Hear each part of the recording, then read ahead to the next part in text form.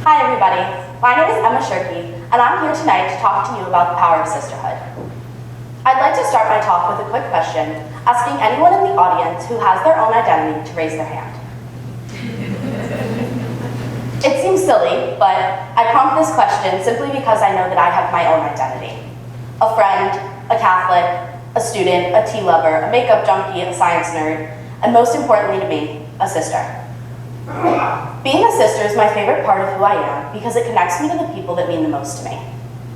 And whether or not we share parents, my sisters help me define who I am and help me love that definition. I'm lucky enough to be able to witness sisterhood in my everyday life in both of its aspects. These aspects being broad sisterhood and biological sisters. In the larger sense of the word, sisters come in all shapes and sizes. In teams, sororities, big groups of girlfriends, certain all-girls private schools in Summit, New Jersey. You get the drift. A wise woman once taught me, we are sisters, we stand together, we make up one big family, though we don't look the same. Yes, this woman was indeed Brigham Simone in her Cheetah Girls days, and yes, indeed, I was 7 when I got this message. But regardless of how or when, the message stands. And what she taught me was that the connections that I'm making today are forming me for today, shaping me for the future, and developing me as a person for who I want to be later on. In 2010, the National Association of Single-Sex Public Education ran a study investigating the long-term effects of leaving a single-sex high school.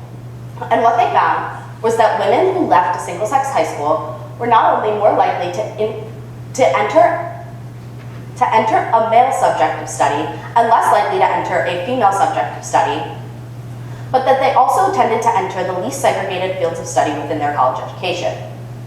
So basically, I'd like to take a second to thank my fellow Oak Knoll Royals for allowing me to simultaneously be both fascinated completely by the brain and completely by anything coming from Sephora. While the study touched on the fact that women coming from single-sex schools were more likely to study a STEM major, it also touched on the idea that coming from an all-girls school, there has to be less distraction, right? The study ended up proving that there was inconclusive data about this theory, but I'd like to vouch for Oak Knoll, saying that I'm pretty well focused here.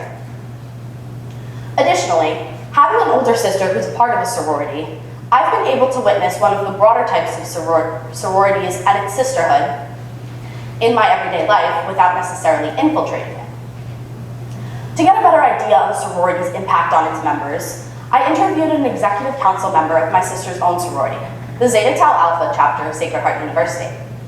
The interview touched on basic things like how she met her best friend through Zeta and how she finds common hobbies among her Sistas, the sorority's quick little play on the word sister.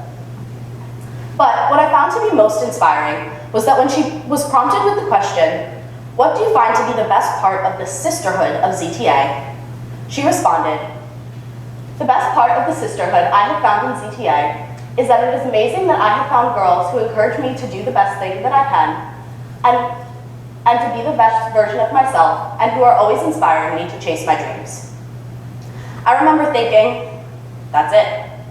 She had so perfectly summed up and so perfectly understood that when you have this force, this power behind you, that there's very little that you can't accomplish. Personally, my sisters have come from a bunch of different areas in my life. The girls that I met at Oak Knoll who have conversations in French while I try to decipher what I can from my 3 years of Latin. The girls that I met 3 summers ago on a mission trip and now can't imagine spending a day without talking to.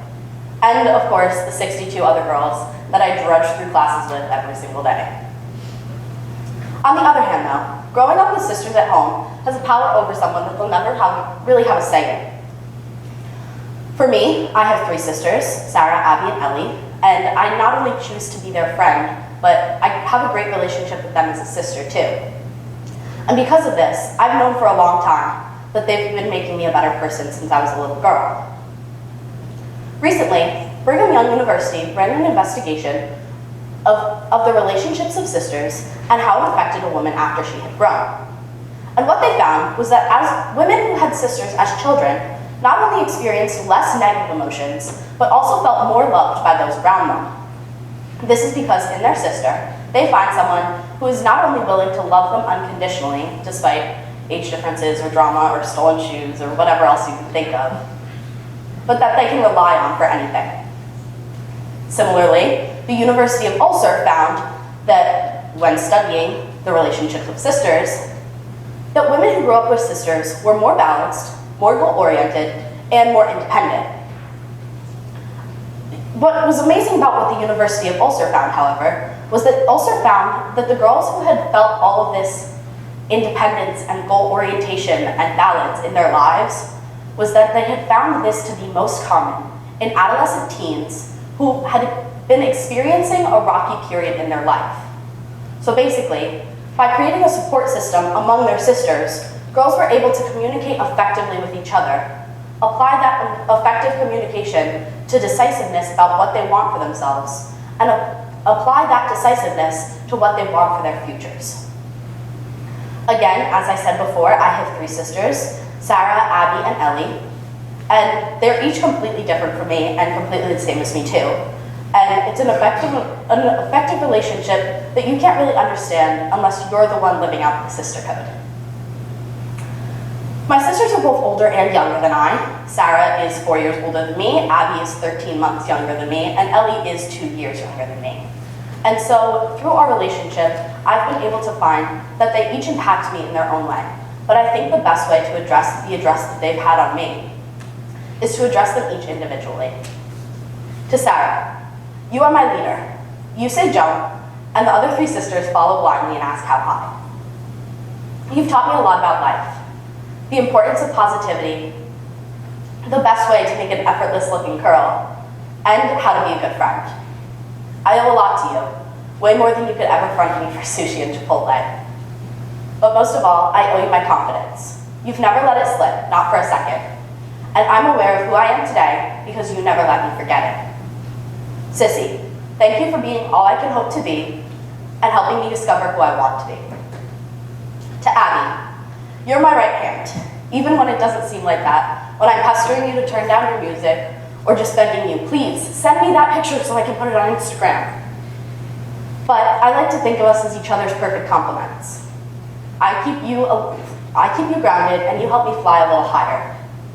It took about 13 years of practical jokes that we both took way too seriously, but as soon as we realized that we actually liked each other, our relationship turned into one of the greatest friendships I could ever ask for.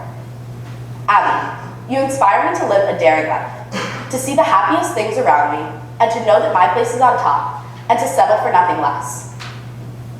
To Ellie, you're the littlest sister, the baby to anyone who asks, but the reality of our relationship is that you're only 2 years younger than me, and you're 2 inches taller. Recently, I've come to realize that out of all of the sisters, we're the most similar, from our love of cheesy rom-coms to country music, and because of that, when I look at you, I see myself 2 years earlier. And through that, you've given me a gift that no one else will ever be able to give me. When I look at you, I see my own personal growth. But I also see who I want to be. Someone eager and awaiting, standing on the brink of something, always looking for the next opportunity or adventure to take. Ellie, you inspire me to live a bold, daring life. You give me an example of what balance is and how to know what you want. There's no one I'm prouder to know than you 3. And as you each succeed on your own personal merit, whether it be finally landing that killer internship, scoring the state championship winning goal, or becoming the freshman class president, know that I am behind you in everything you do, and you are the biggest part of any success that I have. To anyone else, if you have a sister, biological or not, thank her. The power of your relationship is immense, and it's one that no study will ever be able to explain to us. Before I go, I'd like to leave you all with one last quote spoken by a true idol of mine. The best thing to hold on to in life is each other. Audrey Hepburn. Thank you.